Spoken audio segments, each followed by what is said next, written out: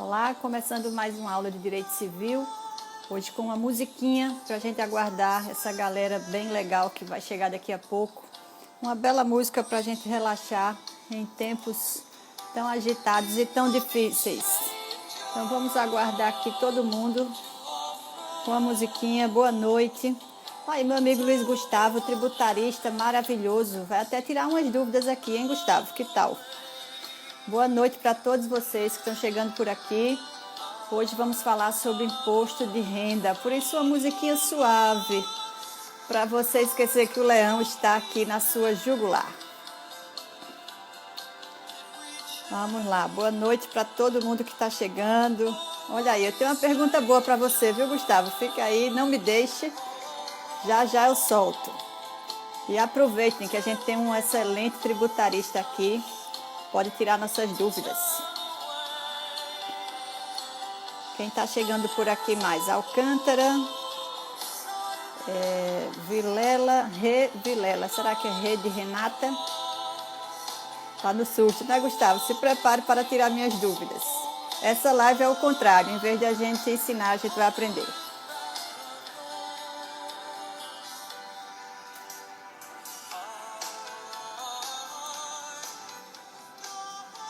A gente tem que botar a musiquinha para esquecer do leão, porque o leão vem com tudo, né, minha gente?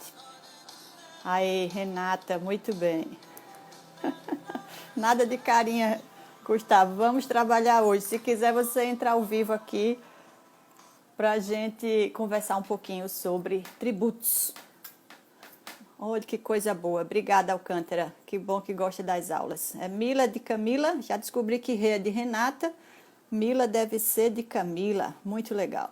Gente, nós vamos falar hoje sobre bens digitais no imposto de renda. Afinal, se o governo adora tributar a gente pelo nosso patrimônio, a nossa forma de guardar os bens, de nos apropriar de bens, está mudando completamente. E isso, com certeza, vai impactar cada vez mais o imposto de renda. Então, a ideia foi, já que estamos aí em tempo de leão, todo mundo está vidrado no coronavírus, mas o leão está vidrado em nós. E daqui a pouco todo mundo vai ter que prestar contas com a sua declaração anual. Até eu soube já que houve um adiamento da entrega das declarações. Gustavo, me confirma aqui se isso é verdade. Olá, Gabriel Honorato, seja bem-vindo. Olha que legal, Luiz Gustavo cozinhando, fazendo jantar e me ouvindo. Isso é uma coisa maravilhosa. Pena que não dá para compartilhar o jantar aqui virtualmente, não é? Que legal. Confere aí para a gente, quem sabe se realmente o imposto de renda está adiado para junho, se não me engano. Mas não se enganem, porque a suspensão não é perdão. Daqui a pouco, mesmo com o adiamento, você vai ter que declarar. E aí, como é que está a sua vida em relação aos bens digitais? Você que vai ter que orientar algum cliente que venha te perguntar como proceder. Então, é bom a gente discutir um pouquinho essas coisas, não é verdade? Então, vamos ver aqui quem está por aqui. Sueli também chegando, boa noite. Aí, Luiz Gustavo, confirmado. Se o tributarista está dizendo que está confirmado, é porque está confirmado. Janina Ricardo, boa noite, representando aqui o Mulheres Explicam Direito, que legal. Sueli Freire, boa noite, Sueli. Olha aí, Alan, que coisa boa, Alan. Até junho, o leão está à nossa espreita, mas a gente vai segurá-lo um pouquinho, não é verdade? Legal. Quem mais chegando por aqui? Hoje a gente começou com musiquinha, ó. Quem chegou mais tarde nem tá vendo a musiquinha. Vamos ver quem mais. Deixa eu aproximar aqui um pouquinho. Muito legal. Quem aí tem bens digitais para declarar no imposto de renda? Fala para mim. Quem já chegou nesse nível de investimento, de esquecer o mundo corpóreo e focar no incorpóreo, no fluido, no digital. Quem está aí nessa vibe, fala para mim. Vocês estão tímidos hoje, hein? Meu Deus do céu. Vamos lá. Perdeu a música, Sueli, ó, que pena. Vou botar aqui mais um pouquinho, enquanto chega mais gente aqui, ó. Essa música é muito legal porque parece que leva a gente para a terra dos elfos. É muito legal. Fala para mim, quem tem bens digitais aqui, quem tem um aplicativo, quem tem Bitcoin, quem tem outra criptomoeda, quem tem um perfil no Instagram, no Facebook, que já possa ser entendido como patrimônio porque gera a sua renda principal. Olha aí, Sueli, não chegou, mas vai chegar. Fica tranquila que chega para todo mundo. Ana, Cris, Júlio, sejam bem-vindos. Boa noite a todos. Hoje com musiquinha para recebê-los de uma forma diferente, para a gente relaxar um pouquinho de uma semana tão tensa com notícias que chegam de um lado e do outro e a gente fica meio maluco, não é verdade? Bem, vamos lá. Vamos começar, gente. A nossa ideia de hoje é falar sobre bens digitais no imposto de renda. Como é que isso vai funcionar para a gente? Vejam só. Todos nós temos essa obrigação para com o Estado, e eu estou falando do Estado como entidade política, porque aí vai ser perante a União, para a gente prestar contas de tudo que recebeu e prestar contas do patrimônio que acumulou. Deixa eu só afastar aqui, acho que eu estou muito em cima. Então, a ideia é que nós, de certa forma, sejamos controlados em nosso patrimônio para que não haja uma acumulação de bens sem o tributo. Afinal, o Estado é esse nosso grande parceiro, que para algumas pessoas leva exatamente tudo que você ganha até o mês de abril, porque quem vai pagar 27,5% de imposto de renda passa aí quase 4 meses trabalhando só para pagar imposto, mas é uma realidade que vivemos, gostando ou não, nós temos que tributar. Aí, blogueiros que já monetizam seus perfis estão nesse grupo, porque vendem publicidade, com certeza, Gustavo. E essa é a ideia, de você entender que a forma de receber seu dinheiro mudou a partir do momento em que existem profissões como os digitais influencers, que são pessoas que já têm uma renda alta e exclusiva advinda de bens digitais. Então, aquele perfil já é um bem que interessa como patrimônio para a União.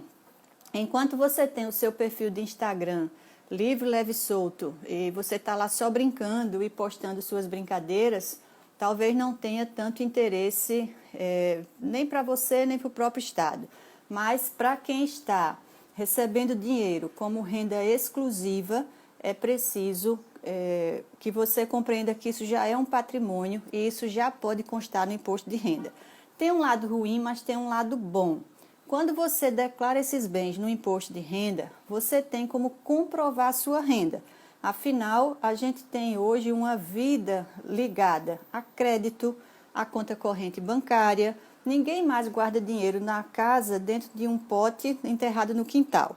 As antigas botijas, se você morou no interior, se nasceu lá, você sabe do que eu estou falando. As pessoas tinham medo de bancos e colocavam todo o seu patrimônio em potes, enterravam no quintal e de vez em quando morria um, esquecia de dizer onde estava o pote e ficava lá. Então, muitos anos depois, alguém ia fazer uma reforma na casa, encontrava o pote. Aí chamava-se a botija, que era o nome daquele pote de cerâmica ou de barro onde se deixava o dinheiro guardado. Então, vejam só, no nosso imposto de renda, nós vamos declarar tudo aquilo que é considerado patrimônio, bens e direitos, rendimentos, tudo isso interessa à União na hora da sua declaração. Só que a apropriação de bens mudou de forma, não é que a antiga deixou de existir e não vai deixar nem tão cedo. Nós vamos continuar nos apropriando de coisas corpóreas, como casas, carros, apartamentos, fazendas, tudo isso ainda vai demorar um tempo e muito tempo para desaparecer. Mas nós já estamos fazendo a transição para esses bens fluidos e incorpóreos. E a partir da próxima geração, que é essa meninada que está hoje com mais ou menos 10 anos de idade, que já nasce com o dedinho no iPhone, que já passa tudo assim com o dedinho, não é mais como a gente que folheava a revista. Você vê bebezinho que pega a revista e passa o dedinho porque acha que aquilo é um telefone, que a imagem vai passar. Então, essa nova geração já nasce digital. já nasce com uma outra forma de pensar e de experimentar o mundo. A experiência de um bebê que nasce hoje não vai ser nem próximo, nem de longe, a experiência de alguém que tem a minha idade. E olha que eu sou jovem, não é? Isso aqui é só uma carinha conservada no formol. Mas você tem que entender que a forma de experienciar o mundo reflete na forma como você se apropria de bens. Então, essa nova geração que começa a ter um discurso de que não quer se apropriar de bens, vai modificar completamente o seu patrimônio e isso vai interessar muito para o Estado. É por isso que o primeiro impacto já chegou no imposto de renda, que são as criptomoedas. Nós começamos falando mal delas, todo mundo achava que era arriscado, que era uma bolha, que isso era coisa de criança, até que o Bitcoin explodiu e virou algo de desejo. A última vez que eu vi, um Bitcoin estava custando 60 mil reais. Ele sobe e desce, porque a cotação também parece as cotações da Bolsa, mas o fato é que ainda não se extinguiu como criptomoeda favorita no mundo. É um negócio que, por enquanto, ainda dá certo e é lucrativo, e tem gente que acumulou muito dinheiro com essa subida de cotação do Bitcoin. Então, se a gente achou que era brincadeira, se a gente falou mal, se o Estado botou a cara feia, olhou de lado, dizendo que isso não era uma moeda, que isso não era relevante, que o Estado jamais ia reconhecer isso, de repente a sociedade que não espera pelo direito encontrou no Bitcoin uma forma alternativa para os bancos, encontrou neles uma forma de estar próximo da sua riqueza, diferente do que o banco propicia, e para muitos o fato dele ser irrastreável tornou-se muito sedutor, porque nem todo mundo gosta de ter a sua vida contabilizada e rastreada o tempo todo pelo Estado. Eu já falei aqui na aula anterior só sobre Bitcoin. Se você tiver dúvida sobre a natureza dele, como ele funciona, lá no meu canal do YouTube tem uma aula falando só sobre criptomoedas, então volta lá, dá uma olhada porque vai ser interessante para você. Mas o fato é que o Bitcoin trouxe o primeiro ponto, a primeira pancadinha no Estado para dizer que existe e que ele não podia mais ser despercebido. E a gente até anotei aqui a Instrução Normativa da Receita Federal 1888 de 2019. Ela é de agosto de 2019 e diz que quem tem criptomoedas deve declarar no imposto de renda. Aí você diz, uau, mas é moeda ou não é moeda? Eu não reconheço como moeda oficial, mas ao mesmo tempo eu obrigo a declarar. Que história é essa? É ou não é? Até fica aqui a pergunta, e eu disse ao Gustavo que ia fazer uma provocação aqui para ele. Gustavo, se você quiser entrar no ar aqui, eu vou te fazer uma pergunta só para você me responder rapidinho e depois eu te deixo tranquilo. Se o Estado não reconhece o Bitcoin como moeda oficial, por que é que ele manda declarar como bem? Eu tenho uma teoria, mas adoraria ver a de Luiz Gustavo. Não só declarar, mas também tributar.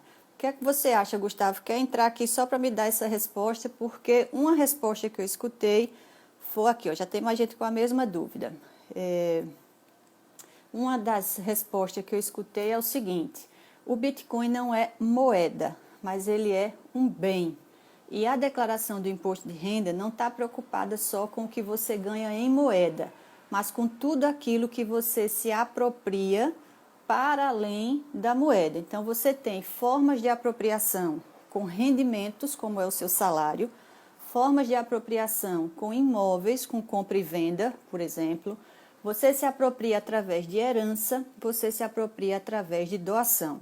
Então, seja como for, os seus bens, que são uma esfera jurídica muito maior do que o seu dinheiro, precisam ser declarados ao imposto de renda. E por isso que o Bitcoin, ainda que não seja moeda, mas é algo que se converte em patrimônio. E por isso o interesse da Receita Federal, e especialmente para inibir lavagem de dinheiro por causa da não rastreabilidade, que é uma marca das criptomoedas.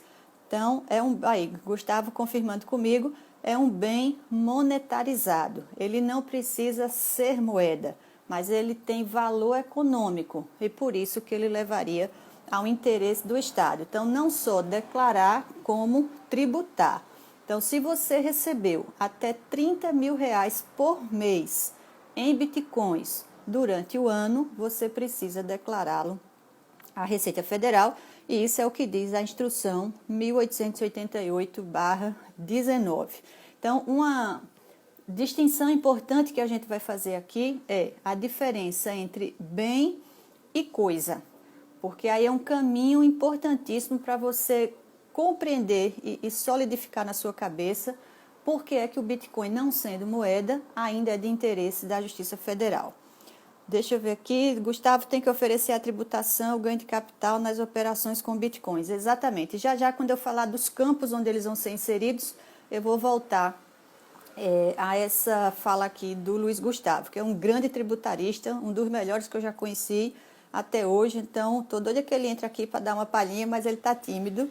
Ana Luísa Nevares, Karina Fritz, que orgulho de tê-las aqui. Sejam bem-vindas.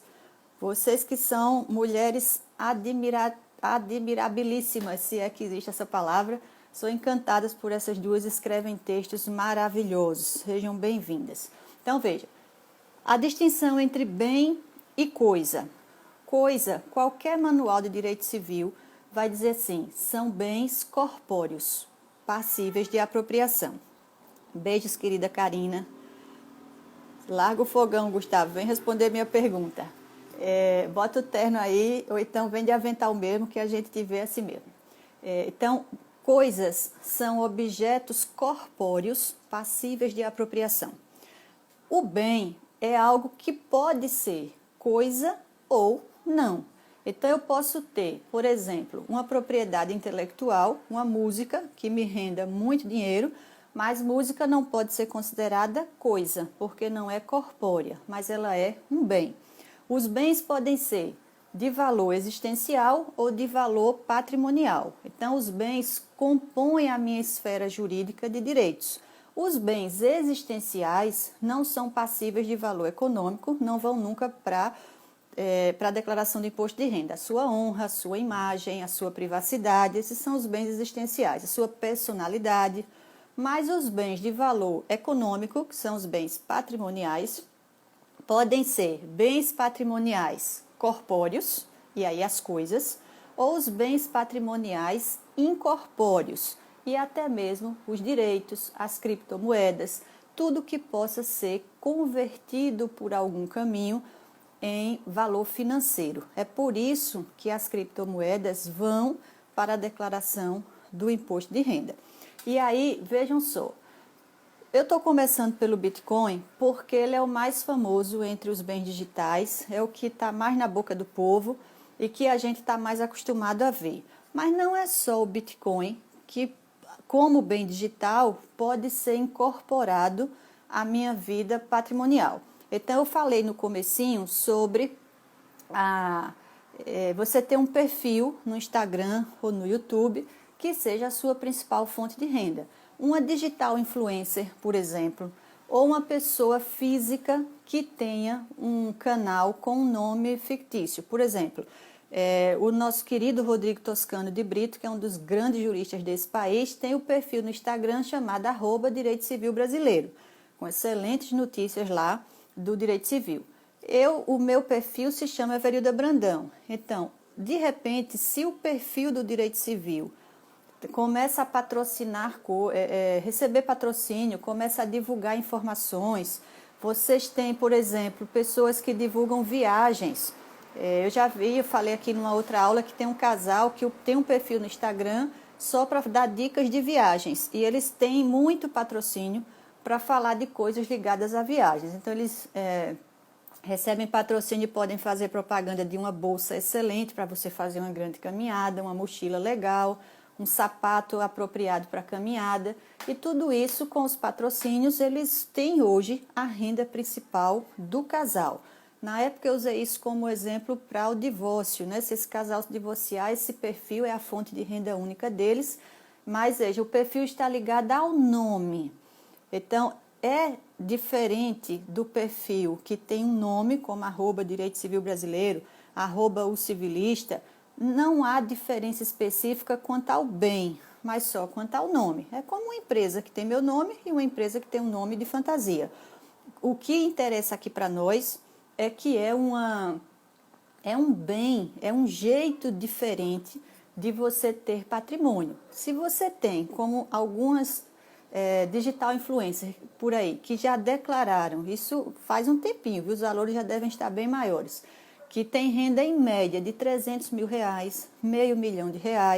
Nós temos hoje personalidades da vida momento caras, né? Das revistas, desses bailes famosíssimos, e nós temos digitais influencers ali. Nós temos pessoas que vivem do jogo de games nas plataformas digitais. Vocês sabiam que tem jogadores, que eu até postei aqui no meu Instagram, fiz uma postagem sobre essa profissão, de você ser um gamers, dessas pessoas que ganham dinheiro. Veja, eu estou aqui jogando no videogame e o fato de ter muita gente querendo ver a minha performance, a plataforma me paga para eu jogar. Já pensou que profissão boa? Você fica ali jogando 8, 10, 12 horas. Um aluno me contou uma vez que um desses rapazes chega a ganhar R$1 milhão em um dia, só porque as pessoas estão vendo ele jogar. Então, as pessoas pagam R$5, $5, R$80, tem umas variações de preços, que esse dinheiro é revertido pelo canal, pela plataforma onde ele está jogando, é revertido para ele. Fora os patrocinadores. Olha aqui, os streamers games, exatamente. Obrigada, Rodrigo. Era essa palavra que estava fugindo aqui para mim. Os streamers, eles são jogadores profissionais. Então, são garotos, geralmente garotos mesmo, menino de 16 anos, 17, 18. Se você pegar um de 25, já é um velho. Olha aí o Rodrigo falando. Na verdade, a plataforma te dá um valor, mas a maioria da renda, 3, faltou uma palavra aí? Feita por doação. Muitos deles vivem de patrocínio. Então, quando eles vão lá para a plataforma e dizem que jogam em tal processador, que o computador ficou melhor para jogar quando ele usou a marca tal de computador, ou que aquele iPad já vem com um aplicativo específico para jogar. Então, eles começam a influenciar pessoas a comprar aquele equipamento. Então, eles recebem patrocínio. Então, vejam, um jogo pode ser a sua principal fonte de renda. Uma plataforma onde você vende serviços, você pode ter a sua principal fonte de renda. Um site onde as pessoas interagem. Site hoje já é coisa de dinossauro, né? Por incrível que pareça. Mas um aplicativo, você imagine quanto vale o aplicativo do iFood. Vocês viram toda a polêmica hoje que circulou no Brasil sobre o Zoom. O Zoom era uma plataforma conhecida por poucos, ninguém dava muito valor, todo mundo sabia que existia, os advogados gostavam de fazer umas teleconferências, antes o mais famoso era o Hangout, e aí todo mundo começou a usar o Zoom. Só que o Brasil explodiu de uso no Zoom, a plataforma explodiu de usuários, estourou o valor de ações e agora se descobriu uma falha de segurança sem tamanho na plataforma. Mas ela ainda está muito boa para quem não está veiculando nenhuma notícia reservada, porque o medo hoje é para as empresas que estavam fazendo conferências de assuntos confidenciais. Mas para a gente que está ali num bate-papo legal, eu mesmo fiz uma aula com o professor Marcos Errá, vai ficar disponível lá no YouTube, então era uma aula gravada já para expor, então não tem problema. Mas quanto vale o aplicativo do Zoom? Então, esse tipo de patrimônio interessa para a declaração do imposto de renda. Você tem como comprovar o seu patrimônio lícito e você tem como comprovar a sua renda. Então, essa é a ideia do lado bom da declaração de bens digitais na sua declaração. Porque, veja, de repente você ficou tão famoso que você está ganhando lá R$300 mil por mês, você arrumou um aplicativo que está valendo mais de R$1 milhão, como é que esse dinheiro está rodando na sua conta e você não tem uma renda formal? Então, você pode cair num processo de lavagem de dinheiro, a polícia pode desconfiar que você está aí ganhando ilicitamente e, na verdade, você está trabalhando. Quantas vezes eu não vejo assim, vai ter um show de uma artista super famosa que juntou não sei quantas mil pessoas no centro de convenções e eu nunca ouvi falar dessa criatura porque ela existe só no mundo digital. Então, de repente, uma criatura dessa está ganhando dinheiro licitamente, e muito dinheiro, mas não declara, porque não sabia que bens que não sejam corpóreos iriam para a declaração de imposto de renda. Tem que ir. É importante. O lado ruim é a tributação, mas aceita que dói menos. Mas você passa a ter um patrimônio formal, com origem lícita. Isso serve para o seu pacto antinupcial. Você tem lá ele consolidado o que era patrimônio antes da união.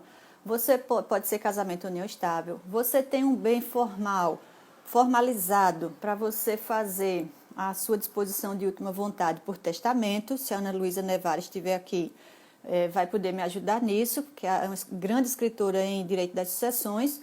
Então, você tem ali uma fonte formal do seu patrimônio, que não necessariamente vem de coisas corpóreas. Alguém falou aqui, acho que o Rodrigo, isso. Deixa eu ver aqui o que ele está me dizendo. Existem várias formas de patrocínio na parte dos streamers. Geralmente eles ganham por assinaturas em seus canais, semelhante ao YouTube, só que se paga um valor para essa inscrição no canal em... Faltou aqui uma coisinha.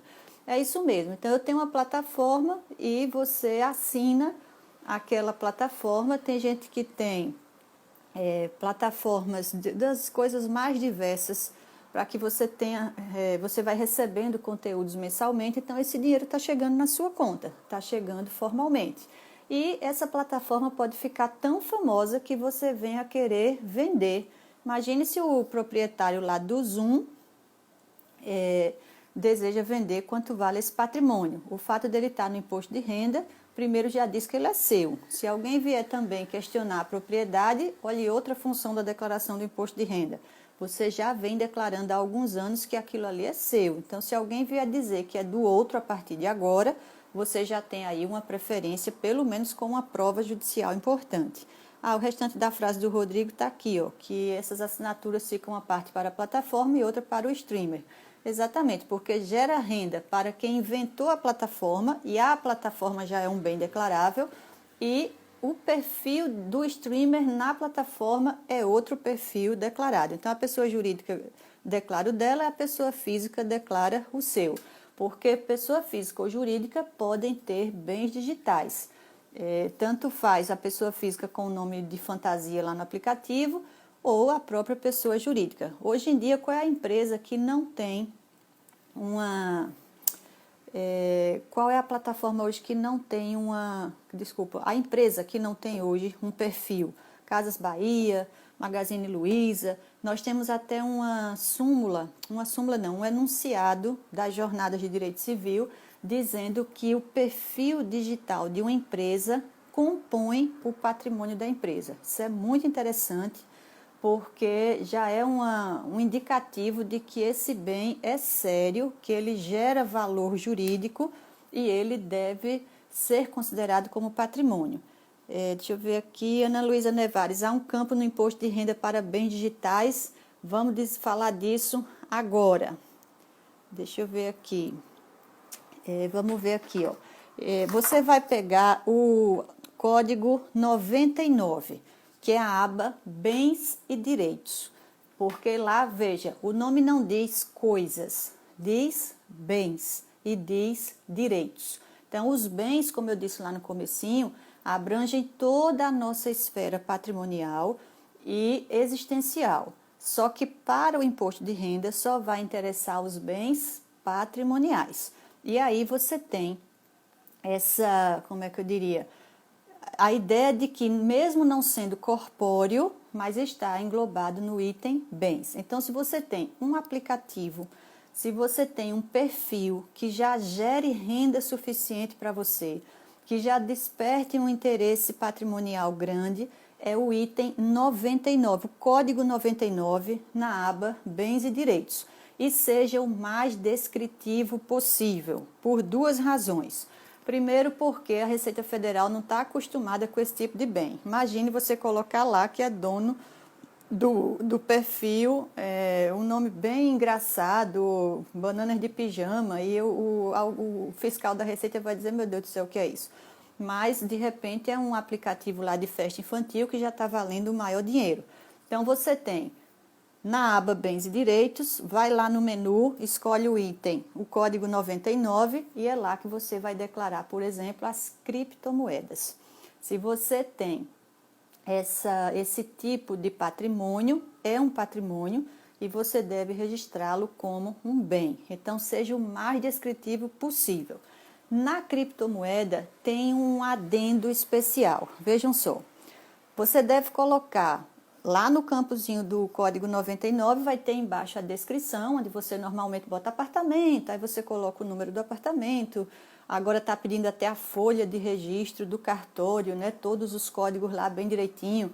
Então, se você tiver uma criptomoeda declarando como bens e direitos, você deve declarar coisas como, anotei aqui na listinha para não esquecer, o nome da criptomoeda, porque o Bitcoin é um exemplo de criptomoeda, mas tem outros. Então, se você tiver o Bitcoin, você vai botar lá, criptomoeda, Bitcoin, a quantidade, então, por exemplo, 60 mil, 80 mil, 200 mil reais em Bitcoins, a data da compra daquele Bitcoin no ano anterior, afinal a gente declara a vida passada, o nome da corretora onde você adquiriu os bitcoins ou o nome da pessoa física que usou aquele bitcoin para te pagar ou a qualquer outra criptomoeda.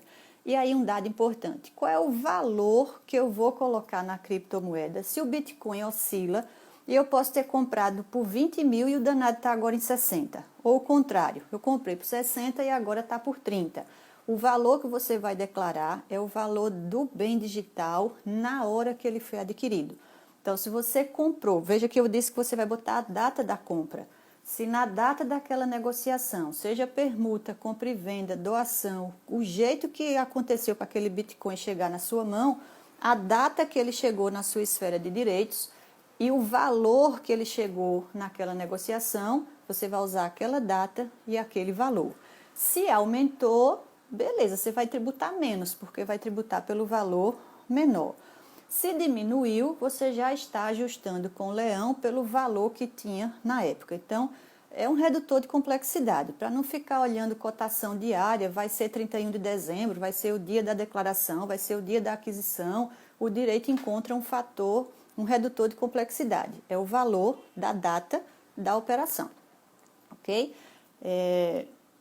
Alcântara, no caso do Bitcoin é necessária a conversão, sim, no caso a conversão do dia da compra, porque o Bitcoin tem um valor monetário.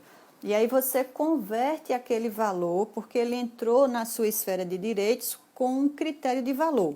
E aí por isso que a Receita quer saber se você tem até 30 mil reais em Bitcoin.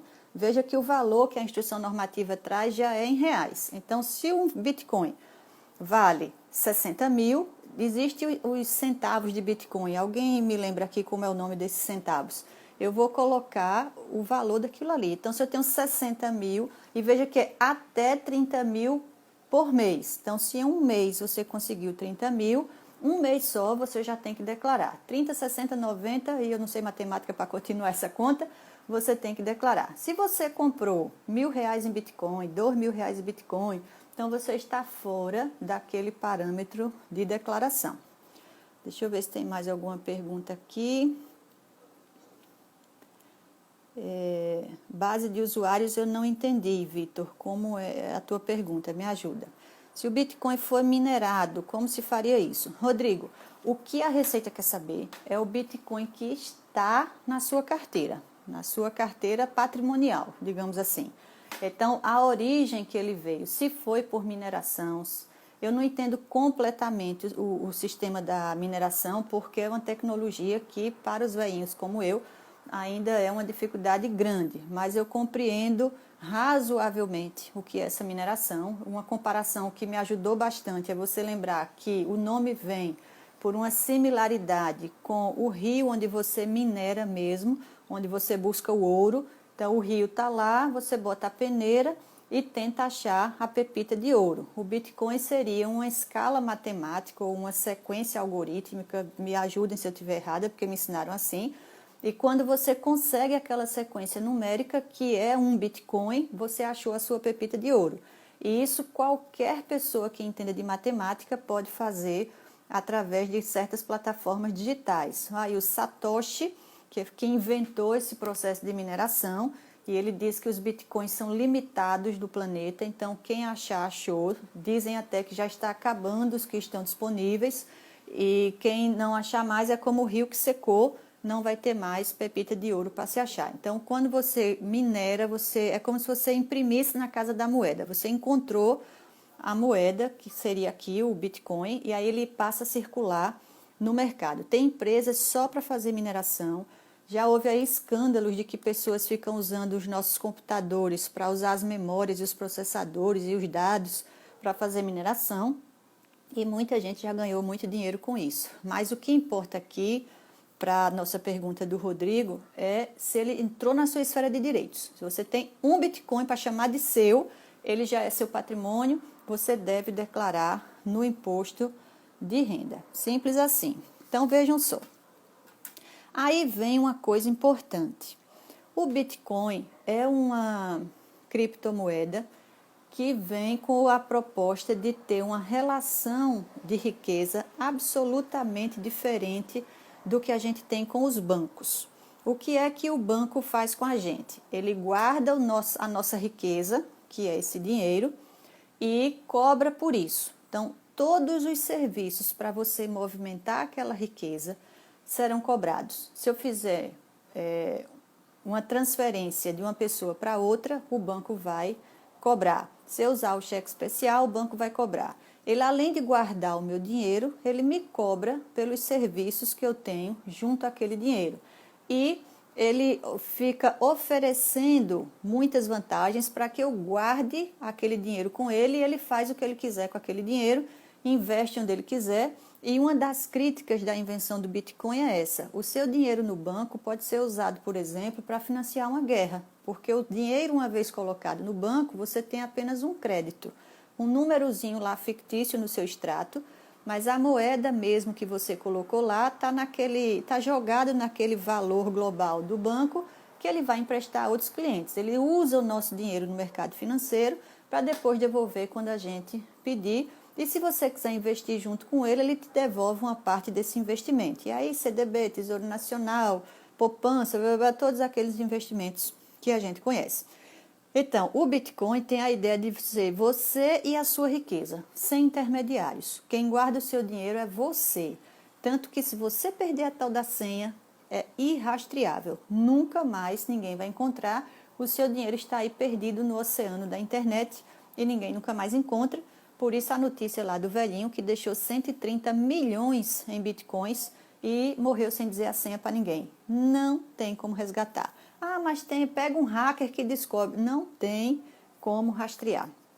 É uma forma de criptografia através guardado contabilmente pela plataforma do blockchain. Então, não tem como. Penhora não tem como penhorar. O juiz não tem um banco para mandar lá a ordem para o Banco Central e penhorar. Então, é por isso que os estados começam a querer saber quanto é que você tem em Bitcoin. Porque se eu tiver R$1 milhão em Bitcoin e não declarar para o imposto de renda, o imposto não fica sabendo quem é o dono daquele valor. Aliás, nem sabe que aquele valor existe. Então, o que é que o Estado começou a fazer? Começou a vigiar as corretoras por onde o dinheiro do Bitcoin, o valor do Bitcoin e a própria criptomoeda chega até você, para evitar lavagem de dinheiro. Que é lugar melhor para a bandidagem guardar dinheiro, um lugar irrastreável. Então, é por isso que os estados precisam ter o controle e é por isso que se começa a exigir que as corretoras declarem e as pessoas físicas declarem. E veja, se a corretora declarar que lhe vendeu o Bitcoin e você não declarar, você cai na malha fina, porque todas as corretoras são obrigadas, desde agosto de 2019, com a Instrução Normativa 1888 de 2019, são obrigadas a declarar para onde levaram os Bitcoins. Então, você precisa declarar e o seu valor tem que bater com o da corretora, que é para você não cair na malha fina ou não sofrer aí um processo tributário por sonegação. Porque, como bem lembrou aqui o nosso amigo Luiz Gustavo, você tem que declarar e vai tributar. Porque se você conseguiu um Bitcoin, você tem R$60 mil aí no seu patrimônio, veio de onde você vai ter que declarar e tributar. Afinal, 60 mil reais às vezes é muito mais do que uma pessoa ganha por ano e que pagou o imposto regularmente. Você também vai ter que entrar na mesma linha. Então, repetindo, foi patrimônio, seja Bitcoin, seja um aplicativo, seja um canal, seja uma plataforma digital, tudo que puder ser convertido monetariamente será considerado bem, será considerado direito, patrimônio, você vai ter que declarar no imposto de renda, ok? Deixa eu ver aqui o que mais que eu marquei para vocês. Eu falei de banco para chegar nas fintechs. Alguém já ouviu falar nesse nome? O Nubank é a fintech mais conhecida que a gente tem no Brasil, mas nós temos outras famosas, uma chamada Neon, Banco Original, acho que só me lembro dessas três aqui, Nubank, Neon e Original. A fintech, vamos destrinchar esse troço aqui para vocês. Todo mundo já ouviu falar de startup. As startups são empresas iniciais, então na fase que ela está se projetando para ter um sucesso empresarial, ela é chamada de startup. E normalmente as startups estão ligadas à tecnologia. A gente quase que confunde startup com tecnologia, porque todas elas têm de alguma forma um modelo de negócios ligados à tecnologia.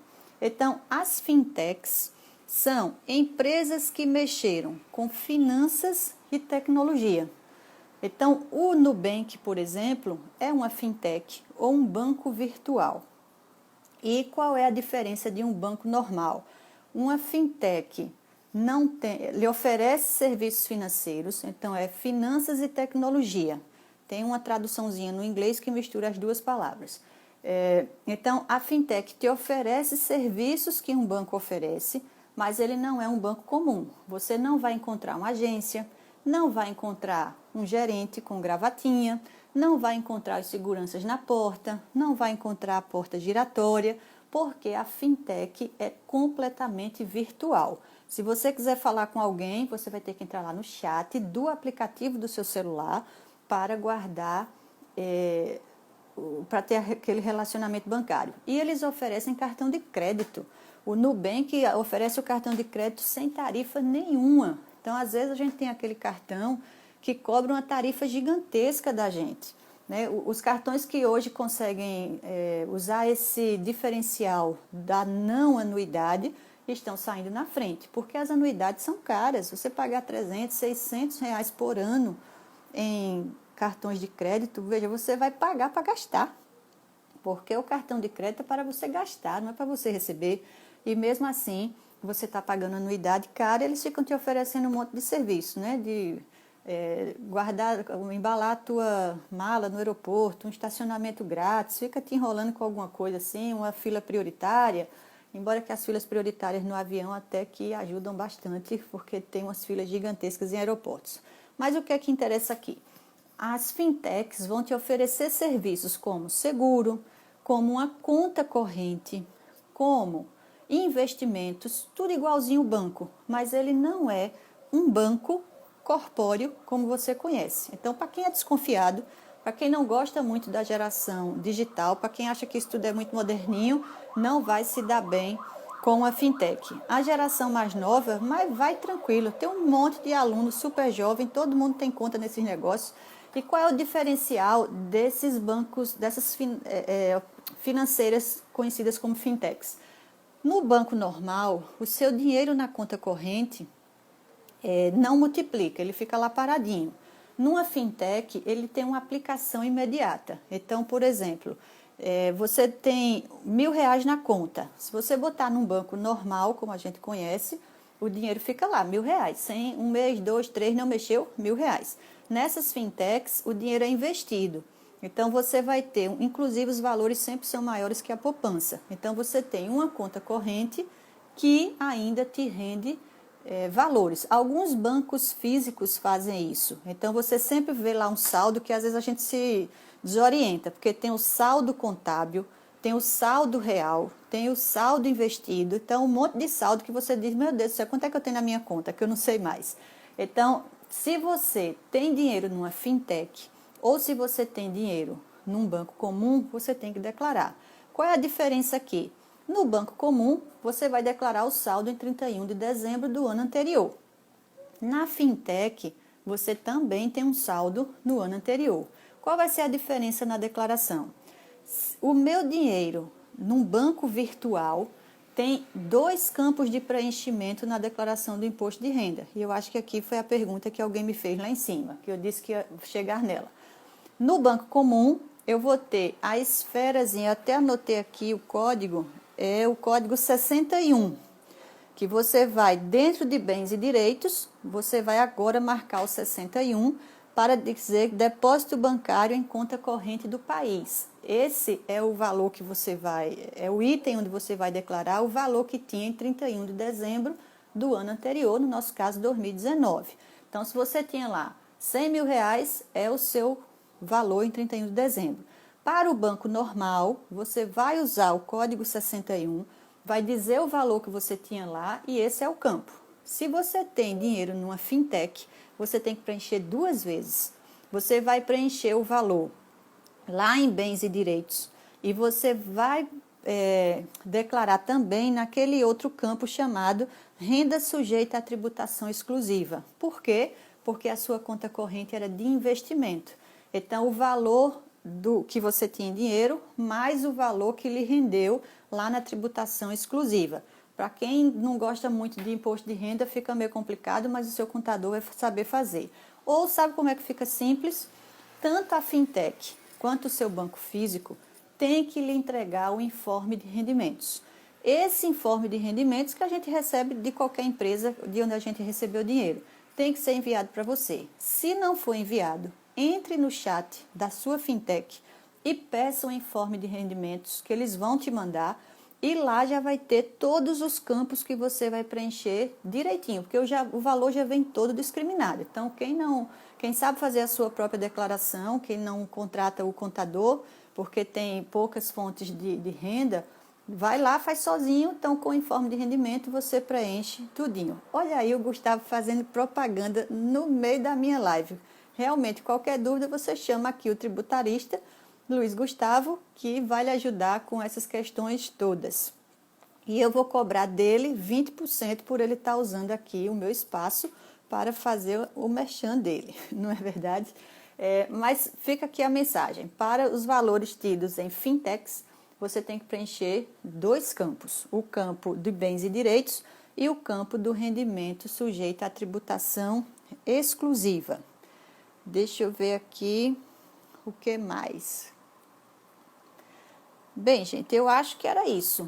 É um assunto curtinho e é legal, né? Porque não tem tanta coisa aqui para a gente espalhar, mas eu acho que já deu uma boa noção de que vem muitas revoluções por aí, não é verdade? Veja que todas essas relações de fintechs, por exemplo, têm a função de fazer a gente ter uma nova relação com as coisas. E aqui eu digo coisas no sentido geral, não só corpóreo. A forma de apropriação de bens mudou completamente. No meu livro A Tutela das Multititularidades, é um estudo sobre o pertencimento no Brasil e como a gente está migrando da apropriação dos bens corpóreos para a apropriação dos bens incorpóreos. Isso está mudando o nosso jeito de experienciar a vida, do nosso jeito de acumular bens, e automaticamente era esperado que onde a gente declara esses bens tivesse um impacto muito grande. Então isso é só o começo, porque o mundo digital está em tudo que é canto. Eu costumo repetir sempre isso, que a gente se transporta diferente, a gente guarda dinheiro diferente, a gente namora de forma diferente, porque tudo está passando pelo meio virtual. Nessa época de quarentena, nós estamos vivendo, experienciando o mundo no meio virtual, porque está todo mundo trancado em casa. As programações do mundo corpóreo estão todas proibidas, né? Não dá para ir no cinema, não dá para ir ao teatro, não dá para ir a um restaurante. Então, a vida está nesse quadrinho que é o nosso computador, o iPad ou o celular. E aí você tem, veja, o negócio começa com a apropriação de bens, mas vai resvalar aqui no imposto de renda. Isso resvala em toda a sua esfera de patrimônio. Como eu dizia, no seu casamento, na sua união estável, no seu testamento, na sua comprovação de renda, porque você licitamente vai ter um comprovante de renda lícita, de patrimônio adquirido licitamente para você apresentar, para abrir uma conta de banco, para você investir o seu dinheiro sem ter maiores problemas, sem passar na malha fina e sem ter sido chamado de lavagem de dinheiro ou qualquer coisa que o sirva. Então, é isso, gente. Alguém tem mais alguma pergunta? Que bom, Ana Luísa, que você gostou. Gustavo, tem alguma coisa que você queira entrar aqui ao vivo para dar alguma dica, já que largou o avental aí que estava cozinhando? Gente, ele estava cozinhando e não ofereceu para a gente. Quem sabe tem aqui mais uma dica para a gente. Olha aí que legal, Sara. Com certeza, tudo que eu puder pensar e descobrir, estudar sobre o mundo digital, trarei aqui para vocês, porque esse canal é exclusivo para isso, para a gente ver como o Código Civil está de cabeça para baixo com essas relações digitais. Luiz Gustavo, você tem que me pedir para entrar, aí eu vou aceitar aqui o teu convite. Que bom, Karina, que você gostou. Luiz Gustavo, você pode sair, entrar de novo, aí assim que você entra, diz que você pode pedir para entrar, aí você clica lá e eu aceito aqui. Vamos ver, Gustavo, gente, tem mestrado já em tributário, é uma criatura de uma inteligência. Olha aí, vamos lá, explica sobre a tributação do ganho de capital. Adorei. Vamos lá, Gustavo, faz aí o convite para eu aceitar e você dá uma dica aqui para a gente. Vamos lá? Vamos ver se ele entra. A gente tem aula grátis, a gente tem que aproveitar. E a gente tem pouco tempo aqui na aula, Gustavo, porque a live é de 50 minutos. Acho que no máximo 1 hora. Vamos ver se ele consegue entrar. Eu não sei como é que eu faço para convidá-lo, mas vamos ver se ele entra. Muito bem.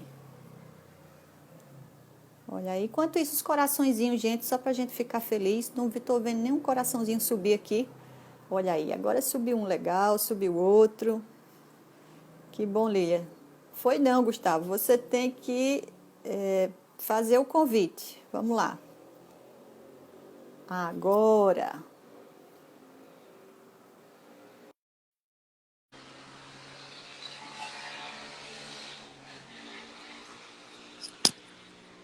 Aí, conectando. Ah, que legal. Diga, meu amigo, tudo bem?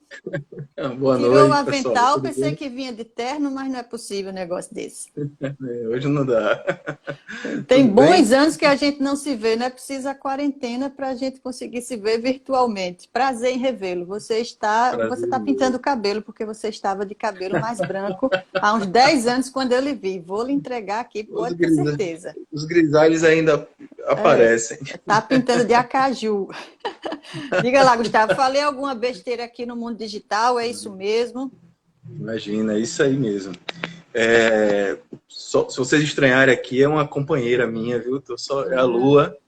É a sua gata. Não, minha gata. Sobre o ganho de capital, essa é uma expressão utilizada para falar, para se referir sobre o lucro de qualquer atividade, né? Você tem um Uhum. apartamento, você compra um apartamento por 200 mil e daí um tempo depois você vende esse apartamento por 250, você teve um lucro nessa operação. Esse lucro é chamado no sistema tributário de ganho de capital. Então, você deu o exemplo da Bitcoin, né? 60 mil reais. O que se tributa é o ganho que você tem na operação. Então, quando você comprou a Bitcoin lá atrás, se ela valia, sei lá, 20 mil reais, e hoje ela vale 60, e você vende esse Bitcoin por 60 mil, o lucro da operação, a vantagem que você teve nessa operação foi de 40. Então, você tem que oferecer esses 40 à tributação. Vai pagar imposto sobre a renda em cima desses 40 mil reais. Vê Então, que falou em lucro, entrou o Marcos Errar aqui, ó. Desse deve estar olha com aí. um monte de lucro, está querendo saber como é que declara. Diga, Marcos, tudo bem? Como estás? Diga lá, Gustavo. Então esse é o aspecto importante, né? Quem adquire o bem digital, você tem que informar na declaração de imposto de renda, fazendo do jeitinho que você falou, fazendo referência à data da aquisição e o valor pelo qual você adquiriu aquele bem.